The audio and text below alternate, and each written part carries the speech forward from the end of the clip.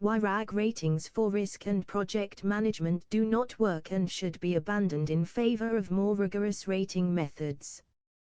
The red, amber, green RAG system has become an entrenched shorthand for communicating project status and risk in both the public and private sectors. It offers a simple, ostensibly intuitive traffic light metaphor for performance assessment. However, simplicity in this case conceals significant weaknesses: subjectivity, ambiguity, a lack of granularity, and an alarming potential for manipulation. This essay examines the inherent flaws of RAG ratings in the context of project and risk management, evaluates the systemic risks they introduce, and proposes more robust alternatives.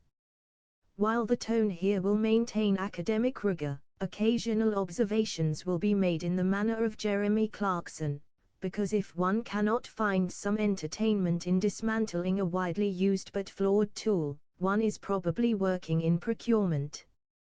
1. Introduction. The RAG rating system, red for trouble, amber for concern, green for everything's fine, nothing to see here, is as common in project management reports as lukewarm coffee in an open-plan office. Its proponents praise its immediacy and accessibility. Senior executives can allegedly glance at a dashboard, absorb the situation in 3 seconds, and return to whatever urgent meeting they had scheduled about office carpet colors. Yet beneath this simplicity lies a series of critical problems. The RAG system oversimplifies complex realities, invites subjectivity, and can be weaponized to conceal poor performance or manufacture a sense of urgency. In practice, it can transform nuanced project risk analysis into something as meaningful as a 3-year-old's finger painting, colorful, but utterly incomprehensible. The aim of this essay is threefold. To identify the systemic weaknesses of RAG ratings in project and risk management. To explain the practical consequences of these weaknesses. To propose viable alternatives that offer greater analytical rigor and decision-making value. 2. The origins and intended function of RAG. The RAG system draws on a near-universal cultural reference: traffic lights. The association is instinctive: red means stop, amber means slow down or pay attention, green means go. This makes RAG an attractive proposition for managers tasked with distilling project status into a visual summary. In theory, it provides clarity: a color immediately signals performance level. Speed: minimal cognitive load for the reader. Comparability: uniform indicators across projects. In practice, however, this simplicity is achieved by compressing rich, multidimensional project data into a single color category. This is akin to trying to summarize the state of the UK economy by describing it as a bit iffy, not only unhelpful, but dangerously misleading. 3 core weaknesses of the RAG system. 3.1 Subjectivity in classification. The assignment of RAG colors often relies on the judgment of a project manager or team. The criteria for each color are rarely standardized across organizations, or even within departments. What constitutes amber to one manager might be green to another, depending on their tolerance for chaos and how much coffee they have consumed that morning. For example, Project A's manager might label a missed deadline as amber because a mitigation plan exists. Project B's manager might label the same situation as red because they have read the mitigation plan and discovered it's mostly wishful thinking. The result is inconsistent reporting, undermining comparability and decision-making at portfolio level. 3.2 Ambiguity in interpretation. Even when criteria exist, interpretation varies.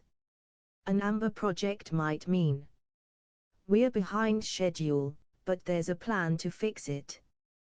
"We're in deep trouble, but let's avoid calling it red because that will attract too much scrutiny." I have no idea what's happening, so let's go for the safe middle option. This ambiguity allows stakeholders to project their own assumptions onto the color, resulting in wildly different expectations about project status. One executive's minor delay is another's the entire supply chain has collapsed and we've lost the prototype. 3.3 Lack of granularity. The RAG system reduces complex situations into 3 categories. This is the project management equivalent of rating restaurant meals as good, meh, or bad. It lacks the resolution needed for meaningful analysis. Consider risk probability and impact, 2 dimensions critical to understanding project health. RAG does not distinguish between a 5% chance of catastrophic failure and a 50% chance of a minor setback. Both might fall into amber territory. For anyone trying to manage risks effectively, this is as useful as a speedometer that reads slow, medium, or fast. 3.4 Encouragement of gaming the system. Because RAG is both visible and subject to interpretation, it can be manipulated for political or reputational reasons.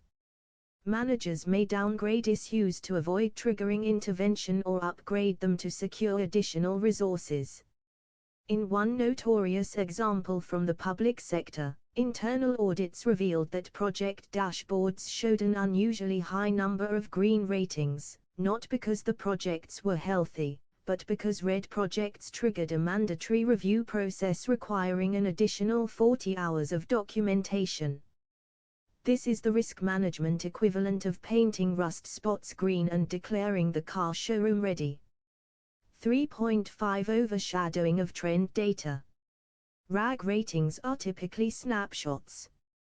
They rarely convey how a project's status has evolved over time.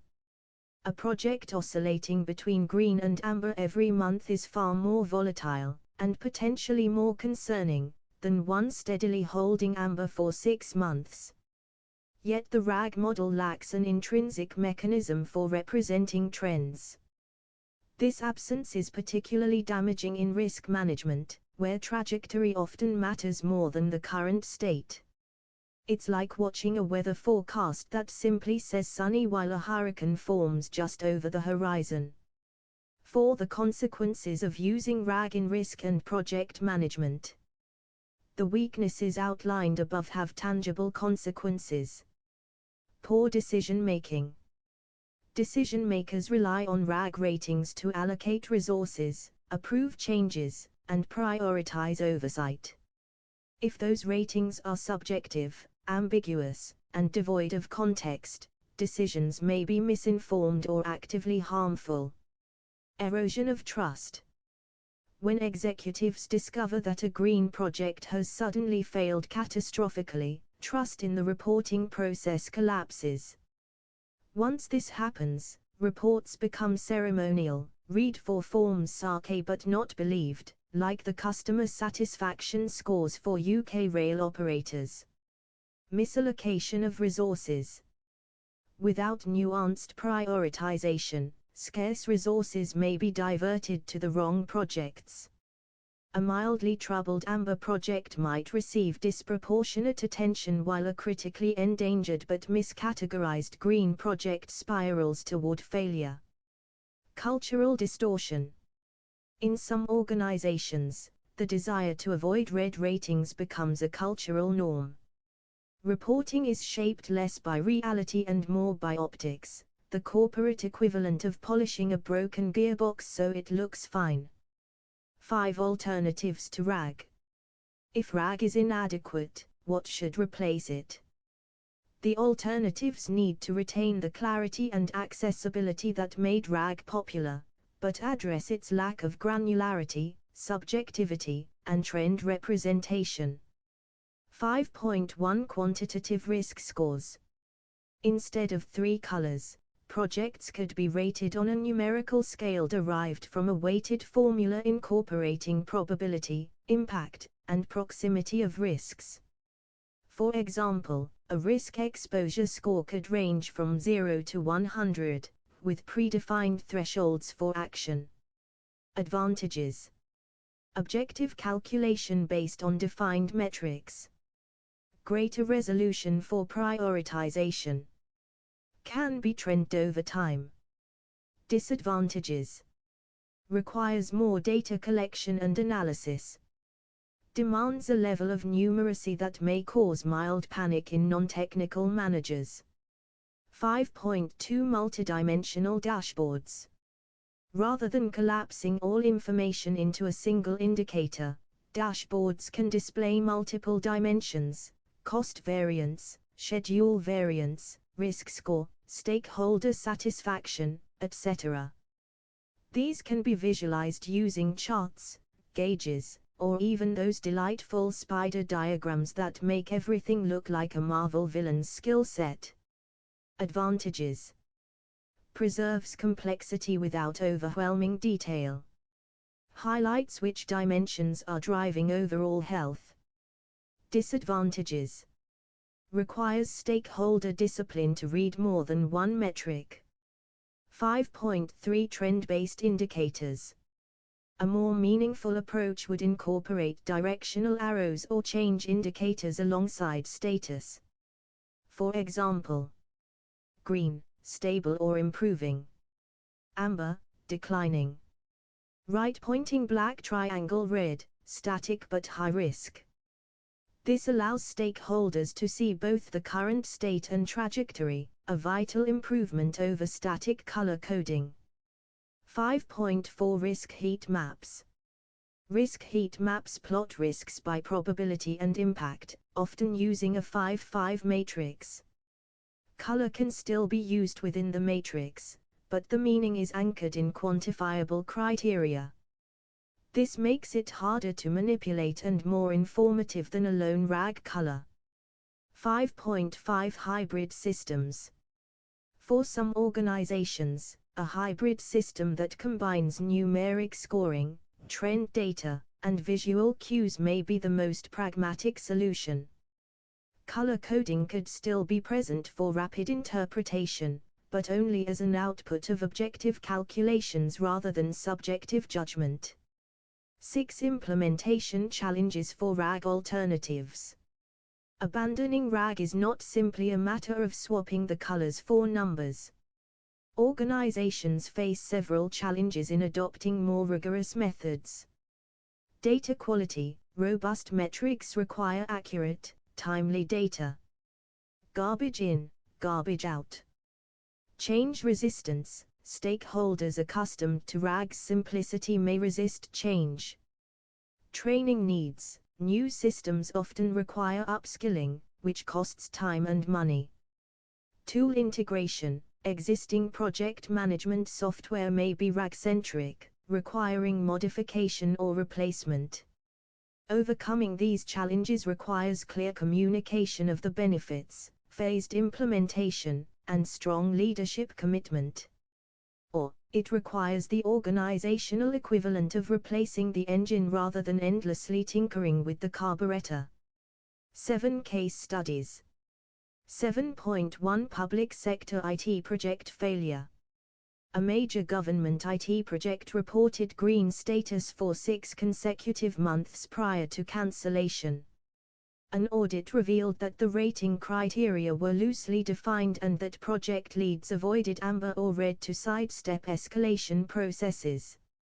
A quantitative risk score system, applied retrospectively, indicated that the project had been in high-risk territory for the majority of its lifespan. 7.2 Engineering firms dashboard overhaul. An engineering firm replaced RAG ratings with a multidimensional dashboard showing cost, schedule, risk score, and resource availability. The result was improved prioritization, faster escalation of genuine issues, and a noticeable decline in the number of surprise project failures. As one executive put it, "We've gone from looking at traffic lights to actually reading the map." 8 Conclusion.